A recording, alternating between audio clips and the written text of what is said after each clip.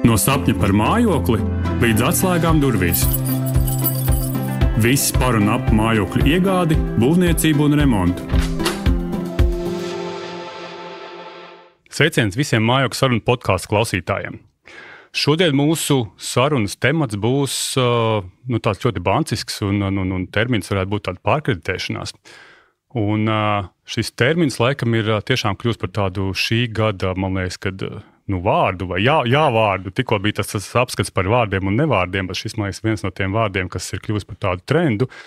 Un kāpēc tieši tā un ko tas viss nozīmē, tad šodien sarunā iesim kopā cauri un sarunu esmu aicinājis Edgaru Pastaru, Finanšu nozares asociācijas padomnieku un Cobalt Latvijā partneri. Sveiks, Edgar! Sveiks!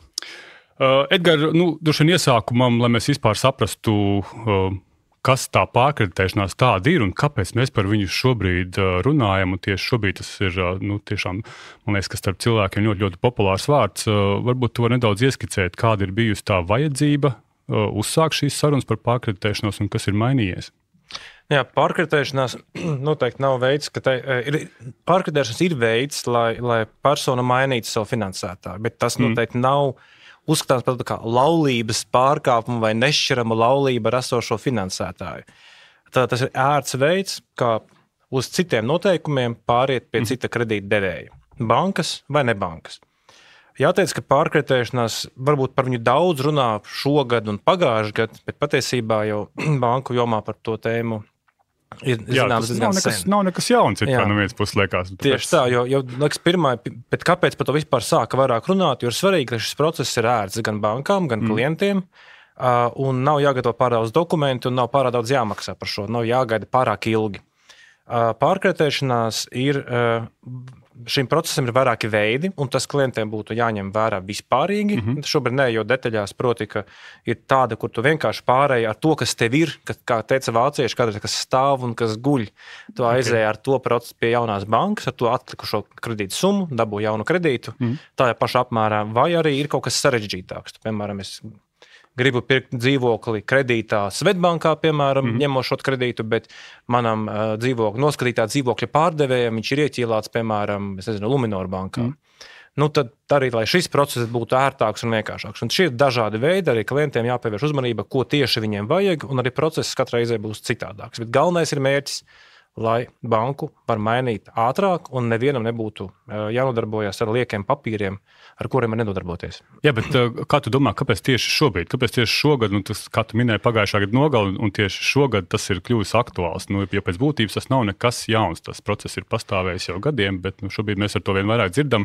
Noteikti tiem, kas nav būt tajā finanšu jomā tik daudz saistīti, mūsu klausītāji, viņam droši arī rodas jautājums, kas man ar to pārkreditēšanos, kāpēc pat šobrīd tiek runāts tik ļoti. Laikam galvenais mērķis ir mēģināt samazināt varbūt izmaksas, kādas patērētājiem ir par to, ko viņi maksā par kredītiem. Un veicināt konkurences starp bankām, lai nav tā, ka persona ir paņēmusi kredītu un visu atlikušo gan savu, gan kredīta dzīvi dzīvo tajā pašā bankā, ka ir arī iespējas paskatīties uz labākiem noteikumiem, ja viņi ir labāki, protams, un varbūt arī pakaulēties par cenu, varbūt cena ir kaut kad sen noteikta, kredīts bijis garš. Tā kā tas ir patērētāji interesēs, un lai tā kā vairāk izkustinātu arī tirgu, ka ir ne tikai konkurence pie kredīta izsniegšanas, bet viņam par klientu ir jācīnās visā kredīta dzīves ciklā, labs servis, labi noteikumi, un ka tas viss ir komplekss, un klients var teikt, ziniet, man jūsu servis neapmierina, es gribu aiziet uz citu banku, vai man jūsu likme neapmierina, es gribētu uz citu banku. Tā kā bankām tas liks neatslāpt, un klientiem dos papildu priekšrocības. Saki, tu tas saproti, kad ir izmaiņas likumdošanā tieši saistībā ar šo? Jā, jo tā pārkreditēšanās, kas bija līdz šim, ja viņi tā drīkst teikt, ko pašas bankas bija saregulējušas savā starpā ar savstarpējiem līgumiem, viņai tomēr bija robežas, ir kaut kādas lietas, kas jāregulē likumā. Kāpēc par likumā ir jāregulē? Proti, lai šis process būtu daudz standartizētāks un vienkāršāks. Proti, ka līdzīgi kā ar mobilo sakaru operatoriem, man nav jāiet pie vecā un pie jaunā, es eju uzreiz pie jaunā, tā teikt. Es neju vecajai līgavai prasīt piekrišanu, vai viņa to jaunu, vai es drīkstu pie jaunās iet, ja? Es eju pie jaunās uzreiz. Jā. Un tāpat arī ir šeit. Un, kad tas process ir limitēts laikā, ir skaidri noregulēta pušu atbildība un pats svarīgākais izmaksas. Ka neviens no finanšu spēlētājiem, tad finanšu iestādēm nevar piemērot papildu komisijas šīs standarta pārkreditēšanas gadījumā. Un arī valsts pusē ir, atteikšanās no valsts nodevām par šo jautājumu, arī notariālajām maksām. Līdz ar to tas process ir padarīts lētāks. Un tur jau vajadzīgs bija regulējums. Tad lētāk, ātrāk, vienkāršāk. Un viss, kas ir standardizēts likumā, tas arī notiek standardizēti, tātad vienkāršāk un lētāk. Kā tu šobrīd redzi to procesu, cik viņš ir kļuvis ātrāks, ar cik ilgu laiku būtu jāreitinās? Pēc būtības, parasti jau ir tādas sliktākajā gadījumā ir tās 60 dienas, bet tas noteikti var notikt krietni ātrāk. Proti persona aiziet uz jauno banku, piemēram, saka, es gribētu painteresēties, kāda jums ir piedāvājumi, tad viņi var vecai bankai teikt, ka man ir labāks piedāvājums, varbūt tu vari piedāvāt vēl labāku piedāvājumu. Yeah. Ja tur tas vēl labāks piedāvājums netop, tad jau pēc būtības, kas ir cik izskatīt jauno pieteikumu jaunajā bankā. Katrai bankai ir sava pieeja, kā viņi strādā ar nekustamā īpašuma vērtēšanu, saņemt atlikumu no iepriekšējās bankas, cik tur jāsadz tā naudiņa ir. Un principā tad jāaiziet pie notāra pēc būtības. Vai arī online vai klātienē, tikai parakstīt dokumentus cīlas nostiprināšanai. Tas pēc būtības arī viss. To var izdarīt krietni ātrāk nekā 2 mēnešu laikā, bet ņemot vērā, ka tur var kaut kas ievilkties, cilvēkam citas prioritātes kādā brīdī parādās. Tad tie 2 mēneši ir tāds garākais posms, bet viņu var izdarīt arī krietni ātrāk. Jā, tad es piebildīšu no savas puses, ka, protams, arī banka, tā banka, kura tad uzņemās šos jaunās saistības pārņemt, tad viņi arī izvērtē šo gan maksātspēju, gan saistības, gan iepriekšējo kredītu vēsturi. Principā jaunai bankai tā sanāk kā jauna kredīta piešķiršana. Jā, bet tur ir tāda nianse. Es atkal analoģiju ar laulības dzīvēm stāstīšu, varbūt, lai tas pat vienkāršāk saprotams, kāpēc to pārkreditēšanu ievies un kāpēc varbūt jaunajai bankai tie citas bankas klienti ir garšīgi. Tu pirmkārt pārbaudīts kadrus. Tātad, principā, laulības dzīvē bijis, izmācīts, labi pildījis savus saistības un pienākumus. Tad vienkārši viņi nozog, ja tā drīkst teikt, tās citas bankas tikai pa labāku cenu varbūt, vai pa zemāku. Tur banka uzņemas risku. Un līdz ar to arī šeit tas pats. Ka, ja tu ņem jaunu kredītu kā klientu, tu īsti nezini, kā viņš varbūt tur maksās, vai tomēr jauna sadarbība ir kaut kāds lielāks riska elements. Šeit tu jau tā kā apmēram redzi cilvēks, tur 5 gadi maksājis, visi bijis ļoti labi. Visticamāk, amortizējās kredīts jau arī ir. Līdz ar to varbūt arī risks mazāk kaut kādā mērā. Jā, viennozīmīgi, bet, protams, arī tās prasības, ja paliek šī klienta maksātspējas izvērtēšana, tas viss. Ienākumi jābūt legāliem, tie nevar būt aploksnē, ir jābūt tāpat īpašuma vērtībai atbilstošai, un, protams, maksāšanas disciplīna iepriekšējā kredītā noteikti varētu nozīmēt, cik labu kredītu pakāpi dabūs. Jo, tā pašā, turpinot tavu piemēru, arī laulības dzīvē var būt iet dažādi, vai ne? Tās savstarpējā sadarbība. Jā, un kredītu vēsture ir ļoti svarīga līdz ar to, ka viņai ir labs kredītreitings un svarīgi klientam jau pārkreditēšanās ir svarīgi, ka likme parasti ir labāka vai servis ir labāks. Vai abi divi ideālā gadījumā. Jā, es tieši gribēju tev jautāt, kas ir tie motivatori pārkreditēties, jo mēs tagad runājam visu laiku, tā man liekas, tas viens no tiem narratīviem ir, ka, ja es gribu kaut ko labāku, tad man uzreiz ir jāpārkreditējās, bet droši vien, kad kaut ko labāku, nav mērķis pārkreditēties. Tas ir droši vien tāds galējā rīcība, tad, ja ar to esošo savu laulāto dzīvi vairs nevar sadzīvot, un tev ir jāmeklē kaut kas jauns. Es arī tieši tā teiktu, ka tomēr jābūt ļoti uzmanīgiem, nevajag skatīties varbūt tādā apžilbinātiem no procentu likmes. Jo pirmkārt jau tā bankas pievienotā procentu likme, un viņiem var atšķirties par dažiem procentu punktiem, varbūt kādam tas ir būtiski, bet tomēr jāapstās arī, kurā mēneša datumā notiek kredīta atmaksa, kā tas saskana ar klienta esošajiem paradumiem, viņa tēriņu paradumiem.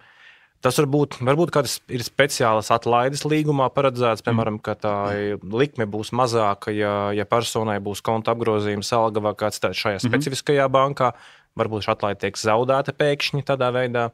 Varbūt ir kāda arī speciāla iespēja kaut kādu maksājumus atlikt vai pagarināt, vai ir kaut kādi noteikumi par kā notiek šie dzīvokļi teorētiski īstermiņa izīrēšana, tas ir vajadzīgs, piemēram, cilvēks gadu aizbrauc mācīties vai strādāt, viņš grib izīrēt to dzīvokli.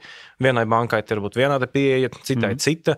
Tāpēc vienmēr jāapstās, kas tas ir, kādā veidā tad pārējā līguma noteikumi darbojas, nevis tikai akli uz likmi. Un arī visbeidzot arī kur atrodas pārējie konti klientam, tad konti, citi pakalpojumi. Es domāju, ka ikdienas dzīve ir jāsaprot, varbūt arī klientam ir uzņēmums, kuram arī konts ir tajā pašā bankā. Es domāju, ka tas nav tikai un vienīgi ap vienu ciparu, un tā nevajadzētu uz to skatīties. Turklāt, varbūt tas cipars ir tā esošā banka, varbūt iedos daudz labāku ciparu, ja viņai pajautās. Mēs kādreiz gribam skriet līdzīgi kā darbinieki, arī, ka viņi vēlas nomainīt darba devēju par 200 vai 100 eiro lielāku atalgojumu, bet viņi varbūt nemaz nav padomājuši pajautāt esošajam darba devējiem, ka viņš var pacelt to algu. Jā, un iespējams, ka tur ir kolektīvs labāks un draudzīgāks, un ir vēl kaut kāda bonus, un tā tālāk, droši vien pie kā tu varbūt es jau ikdienā pieredzes, un būtu pat nepamatojis. Kafija garšīgāk. Ne, bet tas arī, tā ir tā ikdiena, jo, skaidrs, ka hipotekārais kredīts, tā ir tā laulība uz ļoti ilgā termiņā, tas nav īs termiņš, un noteikti jābūt drošam par to, ka jutīsies ērti ne tikai šo kredītu saņemot, bet arī tajā pēcservisā. Un arī tas pēcservisā, man liekas, ir svarīgi arī, kura banka rīkojas tad, kad ir grūtie laiki. Jā, arī. Jo ir bankas, kuras, piemēram, arī mēs redzējām Covid laikā, vieniem bija, katram bija nedaudz citi noteikumi, jo katrs arī var atļauties dažādus restruktūrizācijas pasākumu smagumus. Līdz ar to jāpadomā, ja būs grūti laiki, kā banka man varēs nākt palīgā. Gan grūti laiki, gan arī ikdienā kaut kādi, kaut kas jau mainās arī ikdienas sadzīvē, un nepieciešam kādu grozījumus veikt vai kaut ko atlikt, šos maksājumus pārstrukturēt, samazināt un tā tālāk. Un tieši tas ir tas, ko arī mēs kā Swedbank šobrīd arī ļoti pie tā piestrādājam, vairāk arī uz to pēcservisu, ne tikai nodrošināt ļoti augstu šo pirmo konsultāciju un ātru servisu, kādā veidā mēs izsniedzam šo kredītu, bet arī pēc tam, lai tas klients ir apmierināts, tad, kad viņš nāk ar šiem grozījumiem, jo, es teiktu, ņemot vērā mūsu portfeli, šie grozījumi mums ir ļoti, ļoti liela ikdienas sastāvdaļa, kad ir nepieciešams kaut ko mainīt visu laiku šajā esošajā kredīta līgumā, un to mēs arī šobrīd skatāmies līdzi, mēs sekojam gan klienta apmierinātībai, gan visam pārējiem, gan atsauksmēm, un mēģinām visu laiku uzlabot to visu. Tas ir skaidrs, ka mēs negribam, lai mūs tos klientus nozog, kā tu sākumā minēji. Jūs esat mērķis, daudziem, lai viņus nozagt, un tāpēc es teiktu, ka ir pareizi domāt par šīm lietām, ko jūs darat, jo citādāk, jo visi, kas ir lieli spēlētāji, viņi ir liels un mērķis, kuram var likties, ka var labi trāpīt. Viņš ir liels. Tieši tā. Bet kaut tas lielais, kā tu pats minēji, lielāks ir iespējas kaut ko darīt ar nosacījumiem, ar šo pēcservisu. Un tā kā tu minēji arī, pieņemsim, nodrošināt to, ka tu vari paņemt šeit pat līzingu, visas apdrošināšanas šeit pat uz vietas un viņas visas pārvaldīt internetbankā. Un, ja kaut ko nepieciešams, turpat arī internetbankā pašam izgrozīt, nemaz varbūt nesazinoties ar banku. Tā kā, tās lietas, pie kā mēs strādājam, tiešām, lai tu gūstu to apmierinātību. Atkal metot to tiltiņu uz šiem telekomunikāciju pakalpojumu sniedzējiem, kas visu laiku tiek pieminēts, kā man liekas, viens no tādiem piemēriem, tad arī tur es tā pie sevis domāju, man ir šis pakalpojums sniedzējs, un man ik pa laikam nāk šie jaunie piedāvājumi visu laiku klāt. Un tajā brīdī pat varbūt tik elementāra lieta kā internets un televīzija, bet es zinu to, ka šis pašreizējais pakalpojums man ļoti, ļoti apmierina.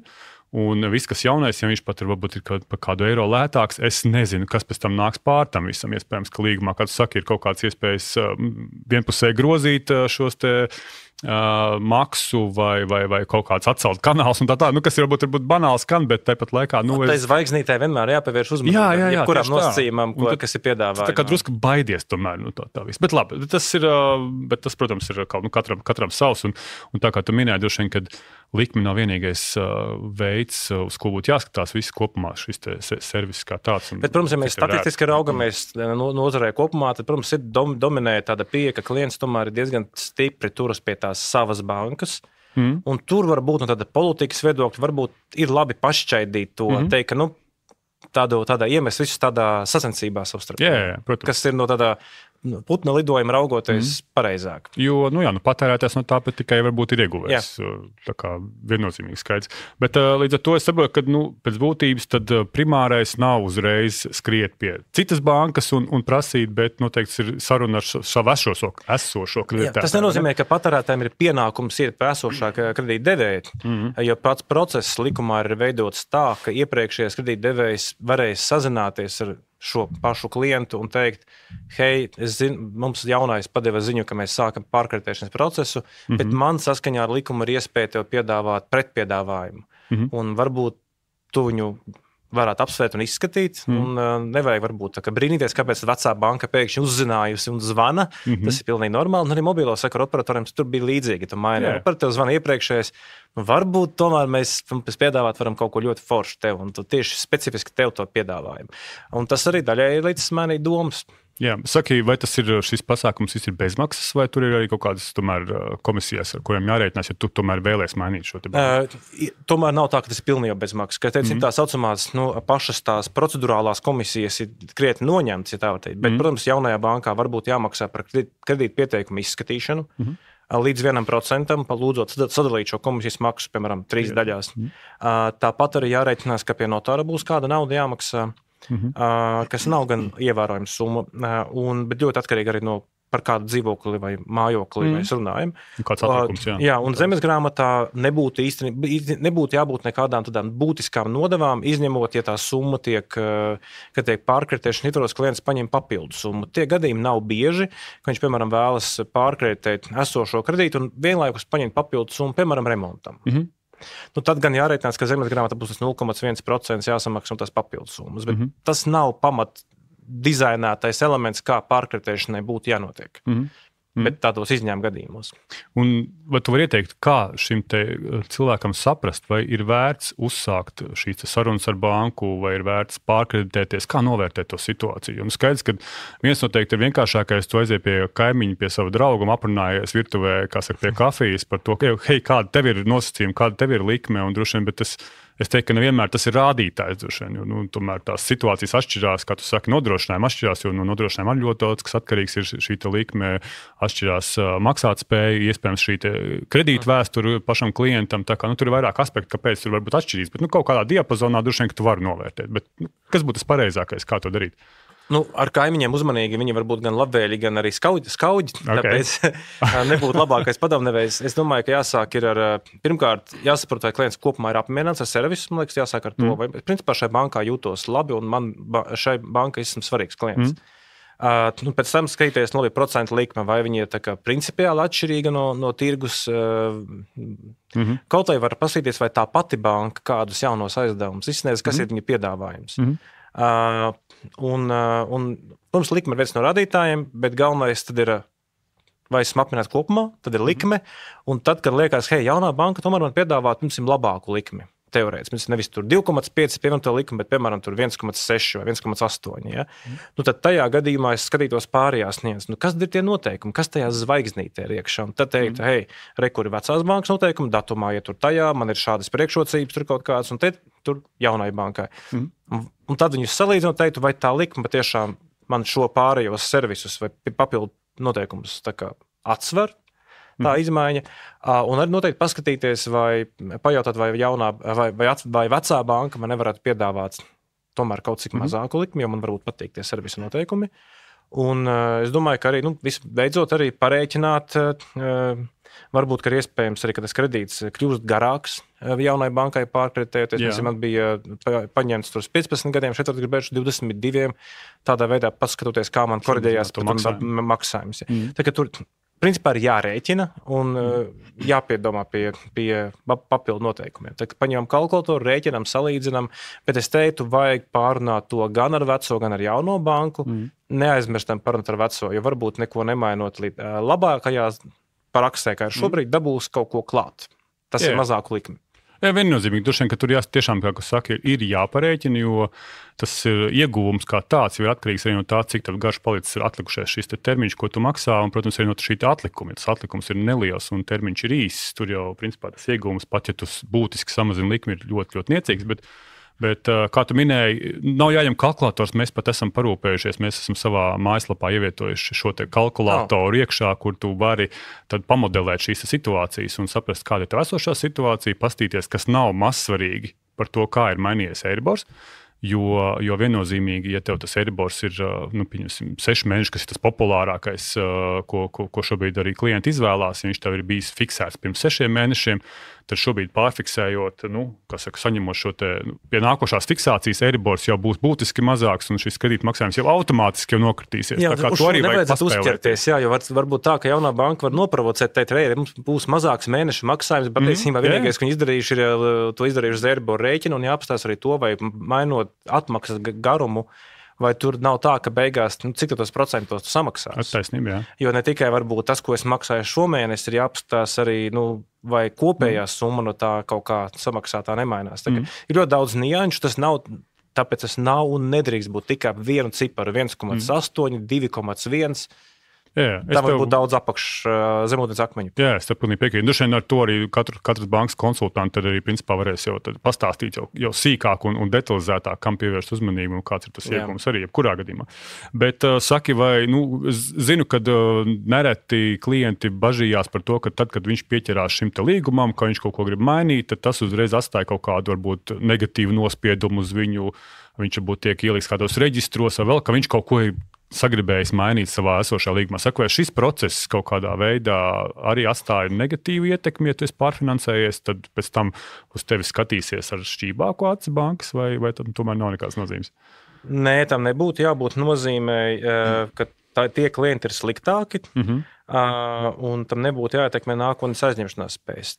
Taču, ja tu to dari visu laiku, tad vienā brīdī, var darīt tas kā ar darbinieku, kurš visu laiku maina darbvietas. Tieši tā. Tad vienā brīdī tev kāda banka sāks teikt, nē, mēs jau tevi labprāt ņemtu atkal, nav jau problēmu, bet mēs likmi varbūt tev tik garšīgi nepiedāvās. Respektīvi, ka tam kaut kurā brīdī tas nedrīkst kļūt par sportu, protams. Ir jāsaprot tomēr, ka tā pārkritēšana ir kaut kāda ekonomisko jēga, es tikai tāpēc ka es gribu staigāt apkārt. Bet tā negatīvām sekām tā nav jābūt, un es nevaru nekā iedomāties, kādēļ kādam tas ar kādu pamatu, kāds tu varat ierakstīt savā kredīta politikā, ka tas ir kaut kāds diskvalificējošs faktors, un tas tā tiks izdarīts. Tad tāpēc ir iestādes, kas par to rūpējas, lai patērētāju tiesību pārkāpumus novērstu. Jā, viennozīmīgi, jā. Klau, un Edgar, es tev noslēgumā gribu pajautāt varbūt tādu vispārīgāku jautājumu par to, kā tu, varētu teikt, nedaudz esot šajā jomā ļoti, ļoti tuvu, bet tāpat laikā saglabājot šo neatkarību. Kā tu vērtē pašreizējo šo kreditēšanas vidi, vai tu arī jūti, kad ir šī konkurence ir pārāk tomēr maza starp bankām, vai ir darāmas lietas, kuras uzlabot šo kreditēšanu tieši privātpersonu jomā? Es runāšu tikai par hipotekāriem kredītiem. Šobrīd pārsvarā es teiktu, ka es neredzu, ka tur konkurence būtu maza. Manuprāt, tas nav galvenais aspekts. Es vairāk skatos uz tādiem mājas darbiem, ko mēs varētu pilnveidot. Un uz mājas darbiem, kas ir vairāk par kaut kādiem inovatīvu un atšķirīgu produktu radīšanu. Šobrīd mums ir lielākoties, kā jau normāli arī biznesā, ej uz standartu labāko risinājumu, tipiskākajiem klientiem, un viņu pieprasījums tiek apmierināts. Bet ir vairākas lietas, kas Latvijā mums varbūt vēl nav, iespējams, ka tāpēc, ka tam nav pieprasījuma. To es nezinu. Vai cilvēki pat nezina, ka tā var būt, kā piemēram skatīties uz saucamo reverso hipotēku, kas ir vecumdienu nodrošināšanai. Vai hipotekāro tirgu vecākiem cilvēkiem, tur 55, 60 gadu vecumā, par ko arī, kas ir dažās valstīs redzams, ka tu pamatsumma ir kaut kā tikai puse, ko tu atmaksā un pārējie procenti. Es domāju, ka cilvēks tāpat drīzumā, viņam visticamāk no dzīves aizies ļoti iespējams. Viņš nevar atļauties 30 gadu termiņu, loģiski, vai ne? Bet viņam būs mantinieki, vai arī šo dzīvokli pārdos izsolē. Tā kā mums novecojošā sabiedrībā būs aizvien vairāk jādomā par hipotekāro tirgu, ne tik daudz ģimenēm ar mazu bērnu, bet jau novecojošā sabiedrība vienkārši statistika nepielūdzama, tur neko nevarēs izdarīt. Un, tā kā līdzīgi ir valsts, kurās raža ir 2 reizes gadā, tad mums jādomā, ka tev normāli dzīvē būtu jāspēj paņemt 2 hipotekārie kredīti, varbūt pat jautājums tikai ar kādu mērķi un kādu niansi. Un vēl, protams, arī padomāt par tā lielā problēma ir legālu ienākumu pierādīšanu un spēja samaksāt pirmo iemaksu varbūt personām. Tas arī tāds moments, par ko var domāt. Man ir bijušas dažādas idejas par daļu pensiju līmeņa kapitāla ieķīlāšanu, kā garantija pirmā iemaksā un tam līdzīgi, vai arī domāt arī vēl par dažādiem nišas produktiem, kuras varbūt ne visas bankas vienmēr piedāvā, kā tur garantija piedalīties izsolē vai nopirkt dzīvokli izsoļu tirgu. Tā kā es domāju, mums daudz būs jādomā par kaut kādiem inovatīvākiem nišas produktiem. Tas neinteresēs 90% iedzīvotāju, ticamāk, bet kaut ko mazu. Un vēl, protams, pie automatizācijas, kas ienāk visu banku darbā, visu mēs kredītu procesus automatizējam. Aizvien vairāk kļūstam atkarīgi no datu sistēmu operacionālās noturības, kas arī kādreiz rada problēmas, tīpaši šomēnes janvārī, vismaz banka industrijā, tā ir nedaudz problēma ar dažu valstu sistēmu un nespēja tikt galā ar saviem pienākumiem. Bet svarīgi būtu arī nepazaudēt to individuālo komunikāciju ar klientu, jo mums aizvien vairāk būs, manā ieskatā, vairāk būs personu, kuras nebūs standarta darbinieki. Tas nozīmē, ka tu nevarēsi viņu ierāmēt standarta darbinieka atalgojuma rāmī, kas ir ļoti vienkāršs process, bet te būs vairāk dažādu nodokļu veidi un veidi, kā tu pierādi savu līdzekļu izcelsmi. Līdz ar to automatizācijai kaut kur būs arī jāapstājas, un mums būs jādomā daudz vairāk arī par individuālākiem risinājumiem. Jā, īstenībā automatizācija arī, piedaloties arī dažādās ārzemju konferencēs, mēs redzam, ka ir valstis, kur tiešām arī mājokļu kredīts ir automatizēts, es teiktu, man liekas, par 99%. Protams, Eiropā tas ir grūtāk, jo ir kaut kādas regulas, kuras uzliek par pienākumu šo klientu tomēr izrunāt ar viņu, nokonsultēt, saprast viņu. Un, kā saka, lai nav tā, ka tas hipotekārais kredīts kļūst par tādu vienkārši pāris pogu spiedienu, ņemot vērā, ka tu uzņemies saistības uz ļoti ilgu termiņu. Tā kā, kaut kas noteikti paliks, bet jebkurā gadījumā mēs arī šobrīd par to visu runā, un es jau galvā domāju par tiem digitālajiem risinājumiem, kas mums šobrīd ir uz galda, kas mums tiešām tuvākajā laikā vēl papildus nāks klāt, tieši lai būtu daudz ērtāk šī te sākotnējā konsultācija, lai tu saprastu, lai tev uzreiz būtu jau piedāvājums un vispārējais. Tas pirmais posms maksimāli ērts tiešām domāju. Pie pārkreditēšanas, noslēdzot par pārkreditēšanas momentu, varbūt lieta, kas man varbūt ir nedaudz tāds rūgtumiņš palicis sirdī, bet tam ir zināma loģika arī, kāpēc viņš tur ir, ka varētu būt, ka mēs varējām iztikt bez varbūt notariālās darbības iesaistes šeit, to darīt tikai elektronisko parakstu, kas klientam, manuprāt, būtu vēl ērtāk un vienkāršāk, jo tā iešana pie notāra mums juristiem, banku cilvēkiem, mēs esam pieraduši, bet tādam normālam cilvēkam, tā nav vieta, kur viņš regulāri staigātu. Vai viņam būs, tā kā diskomforts, vai ne, kaut kur vēl jāiet. Bet, tur es redzu arī, protams, ir zināms drošības iegūmus, bet tas vienmēr jābalansē, vai drošība tikai tā ķīlas tiesību pārgrozīšanā ir atsver to varbūt neētību.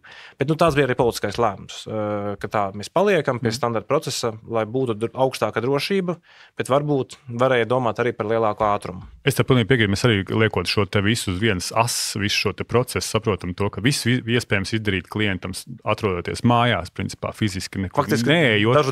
Dažu dienu laikā, un te pēkšņi ir kaut kādas fiziskas darbības, kur tev ir kāds trešā puse, kur tev jāsazvana, tev jāpiesakās, tev ir jāaiziet, un lai tas process turpinātos. Nepārmet neko notāriem par darbu, bet tas vienkārši, uz asas viņš izskatās kā tāds līkums. Jā, vai bedra varētu šajā gadījumā, jā. Skaidrs. Teikšu tev milzīgi paldies, Edgar, ka tu varēji atrast laiku un atnāk šodien. Man liekas, ka mēs tiešām ļoti koncentrēti un īsi un spējām, man liekas, aptvert šo te tēmu un iedot šo te skatījumu.